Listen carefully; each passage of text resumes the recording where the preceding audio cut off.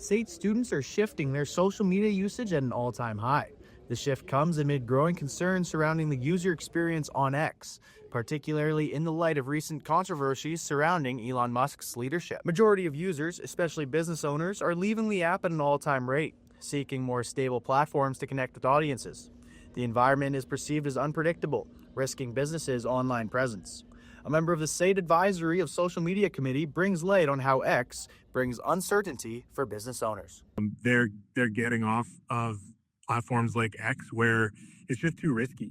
Like, you got to think, like, we live in a world where there's no such thing as a 2 or 3 or 4-star review for a business.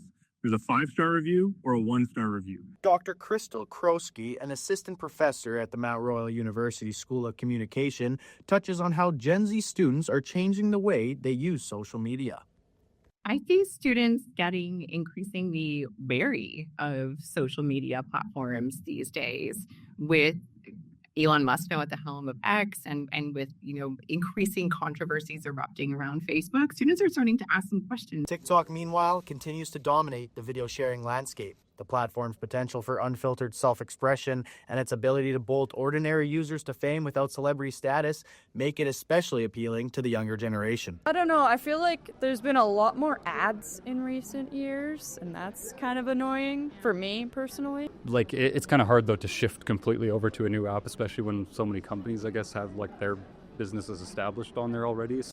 With fake news all over the place, Gen Zs continue to struggle with finding a trustworthy social media app.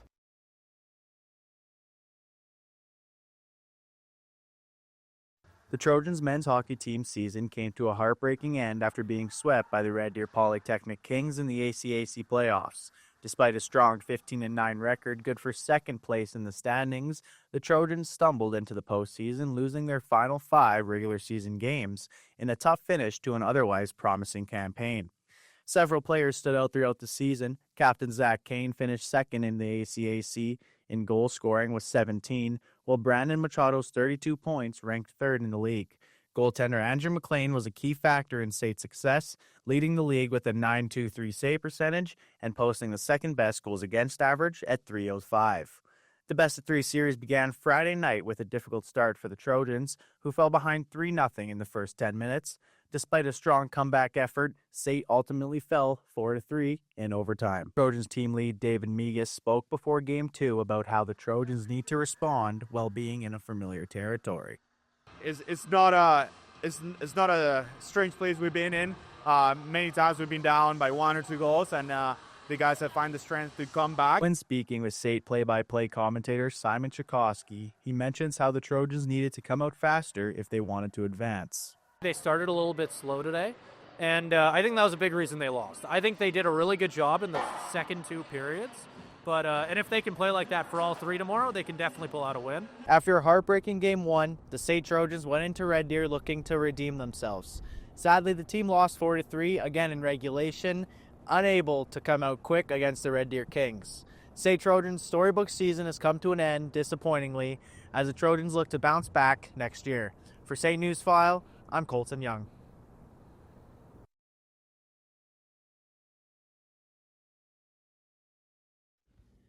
Canada, along with the rest of the world, were subjected to a 25% U.S. tariff on steel and aluminum imports. Canada, the largest source of both steel and aluminum to the U.S., the Trump administration has used tariffs in an attempt to push automobile production to the United States.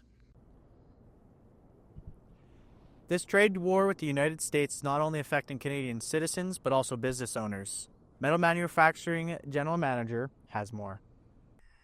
The government has put a work share program in place, but we're trying not to do that. We'd like to keep all of our people working here. We have 15 families we feed. Work share is almost, it's an EI program, so it's almost like a part-time layoff. Guys would work 2 or 3 days a week, and the government would cover the other 2 or 3 days a week. SAIT student Connor Johansson, who was also the water jet operator at All Metal Manufacturing, was asked what his advice would be to other young adults. Stay in the loop of what's going on. Be aware of what these tariffs mean and how they will affect the future. And we all have a voice, so don't be afraid to speak up, because change doesn't happen unless we speak up about it. In response, Canada has announced dollar-for-dollar retaliatory tariffs on U.S. steel and aluminum imports, emphasizing its commitment to defending its industry and workers. Canadian officials have condemned the tariffs as unjustified, warning Canadians and Americans of the potential economic consequences for both nations. The dispute adds to growing tensions between the two countries, raising concerns over the future of North American trade relations.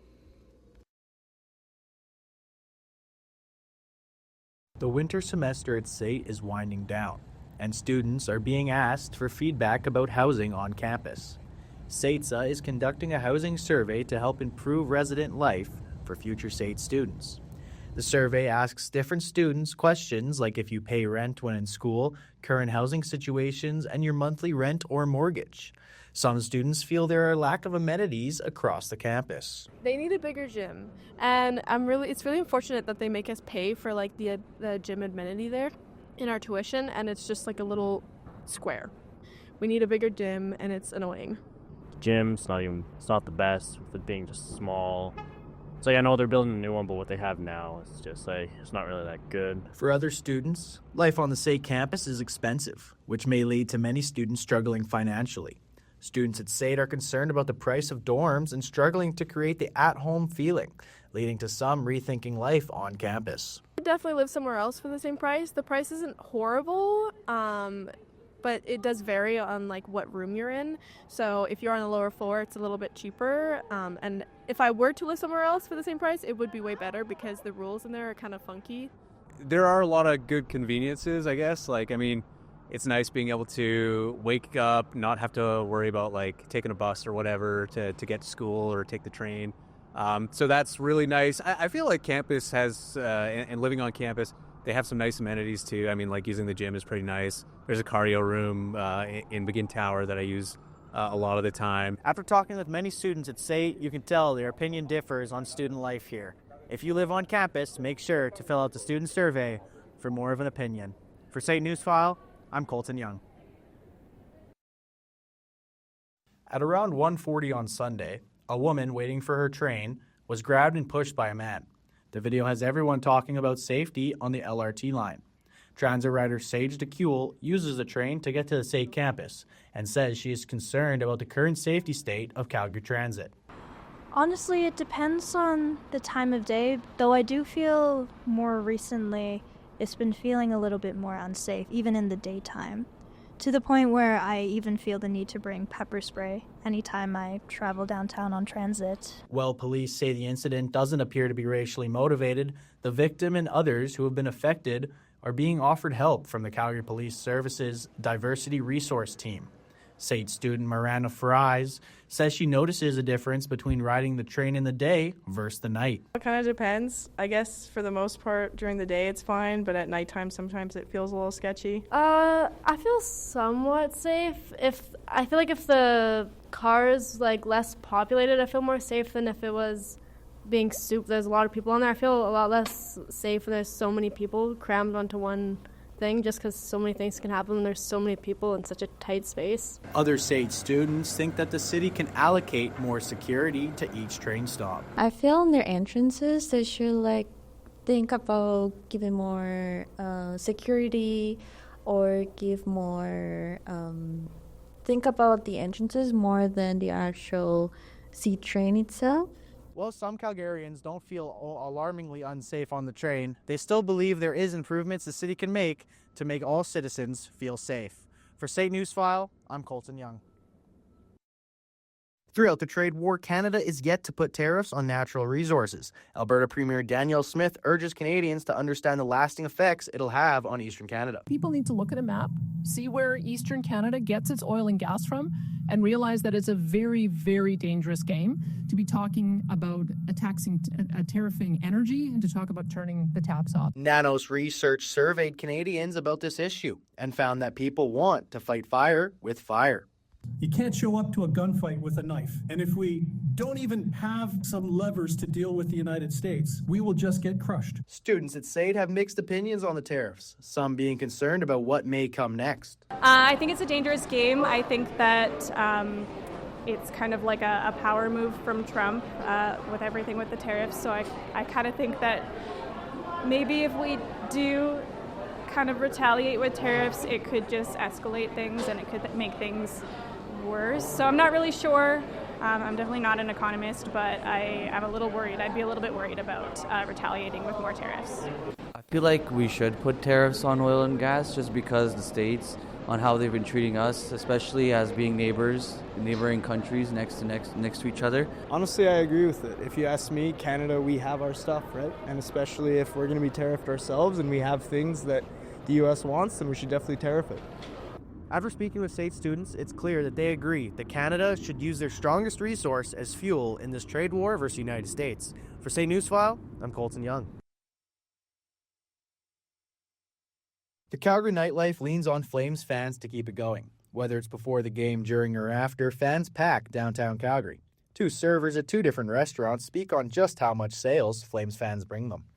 I definitely feel like coming closer to the end, especially the last probably 3 games, we were super busy. Every table was full. Everybody was eyes on the TV, even some servers and managers. It was a lot busier than usual just because when we have the TVs on, a lot of people tend to go into the lounge. Flames fans have mixed opinions on the team missing the playoffs, but all share disappointment and hope for the future. Well, honestly, I don't think we weren't pegged to do anything at all this season. We were pegged to be a bottom 5 team this season. To be as close as we were in this wild card hunt right down to game 81 was a miracle. Well, if the Flames made the playoffs, they'd obviously have the red lot, and that would make the downtown life a little more lively. And now that they're eliminated, that's taken away, so it's going to be a little bit more quiet now. But a little disappointed, third year in a row that the Flames have missed the playoffs, and this city gets electric when the Flames do make the playoffs. With the Flames being eliminated from playoff contention, restaurant and bar owners have to find a new way to market to new fans. For State Newsfile, I'm Colten Young.